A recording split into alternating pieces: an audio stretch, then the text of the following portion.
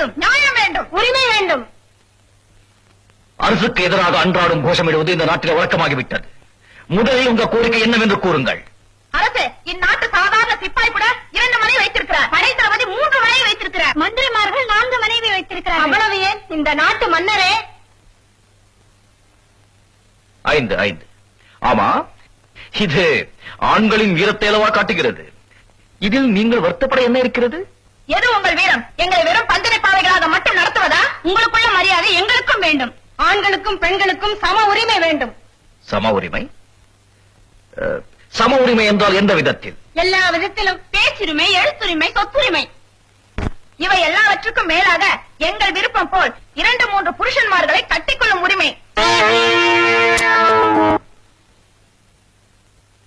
மகாமந்திரிகள், என்ன இது? இது அநியாயம், இது அக்கிரமம், இது ஆண்டவனுக்கே அடுக்காது. நீங்கள் மட்டும் 2-3 மனைவிகளை மணக்கலாம், இது ஆண்டவனுக்கு அடுக்குமா? அது மட்டுமா? தினமும் இரவு மகாராஜா மாறுவேடம் பூண்டு நகர சோதனை என்ற பெயரில் மேல மாட வீதிக்கும் கீழ மாட வீதிக்கும் அலைப்பாய்ந்து கொண்டிருக்கிறார். அது மட்டும் ஆண்டவனுக்கு அடுக்குமா? அமைதி, அமைதி. நீங்க சற்று அமைதியாக மருங்கள். நீங்க பேச ஆரம்பித்தால் நம்முடைய அந்தரங்கம் எல்லாம் பகிரங்கமாகிறது. தாய்மார்களே, நீங்க கேட்ட எல்லா உரிமைகளையும் கோரிக்கைகளையும் நாம நிறைவேற்றிக் கொடுக்கிறோம். ஆனா ஒரு பொண்ணு 3 கணவன்மார்களை மணந்து கொள்வது மட்டும் தயவு செய்து வேண்டும். அதெல்லாம் முடியாது. நீங்கள் 2-3 பெண்களை மணப்பது போல் நாங்களும் 2-3 ஆண்களை மணக்க புதிய சட்டம் கொண்டு வாருங்கள். ஐயோ, அது ரொம்ப சிக்கலான பிரச்சனை. உண்மைதான் மன்னா, மிக மிக சிக்கலான பிரச்சனை. அதனால்தான் வைத்தியரையும் கையோடு கூட்டி வந்தேன். வைத்தியரே, நீ சற்று ஓரமாகிரும், அவ்வப்போது அழைக்கிறேன். இந்த எங்காவது போய்விடாதீர் ஐயா.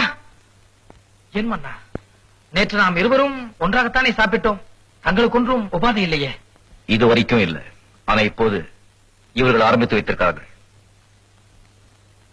ஏன், இவர்கள் அனைவரையும் யாராவது ஒருவன் கெடுத்து விட்டானா? இல்லை, அவர்களை கிளப்பாக்கிறார்கள். புரியவில்லையே.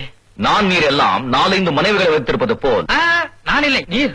ஆமாம், உங்களால முடியாதல்லவா? அப்படி இல்லை, நான் உத்தமன் என்று சொல்ல வந்தேன். சொன்னார்கள். பிரச்சனைக்கு வாரம். சொல்லுங்கள். ஒரு ஆணுக்கு 3-4 மனைவிமார்கள் இருப்பது போல ஒரு பொண்ணுக்கு 3-4 கடவுள்மார்கள் இருக்க வேண்டும் என்று உரிமை கேட்கிறார்கள். கொடுக்க வேண்டும். தாய்க்குளமே, தயவு செய்து நான் சொல்வதை கவனமாக கேளுங்கள். உங்களை யாரோ தவறுதலாக தூண்டி விட்டிருக்கிறார்கள். இந்த கோரிக்கையில் பல பேராபத்து காத்திருக்கிறது. அதை பற்றி எங்களுக்கு கவலை இல்லை.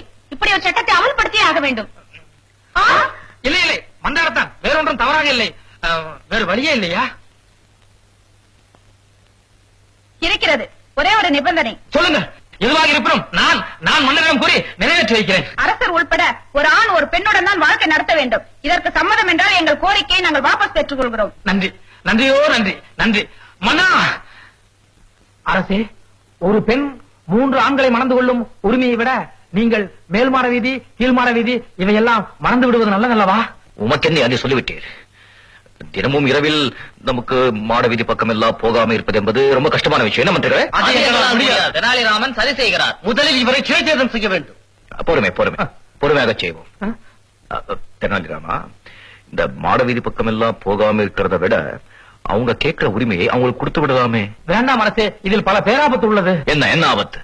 அரசே, ஒரு ஆணுக்கு 5 மனைவிகள் இருந்தால் பிறக்கும் குழந்தைக்கு அவன் ஒருவன் மட்டுமே அப்பாவாக இருக்க முடியும்.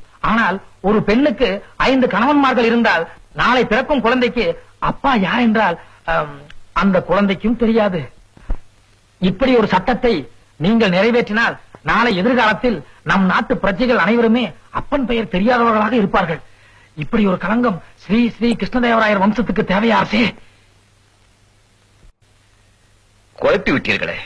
அப்படி இல்லை, இவை எல்லாவற்றையும் விட மிக மிக முக்கியமான ஒன்று.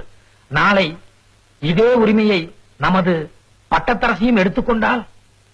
சொல்லாதீர்கள். கற்பனை கூட சிறு பார்க்க முடியவில்லை. நமக்கு அறிவு வந்து விட்டது. தாய்குலமே, தக்க சமயத்தில் வந்து என் கண்ணை திறந்து விட்டீர்கள். இனிமே எனக்கு மேல் மாடமும் வேண்டாம், கீழ் மாடமும் வேண்டாம், எந்த மாடமும் வேண்டாம். இது எனக்கு மட்டும் இல்ல, நம்ம நாட்டில் இருக்க எல்லா ஆண்களுக்கும் சேர்த்துதான். நன்றி.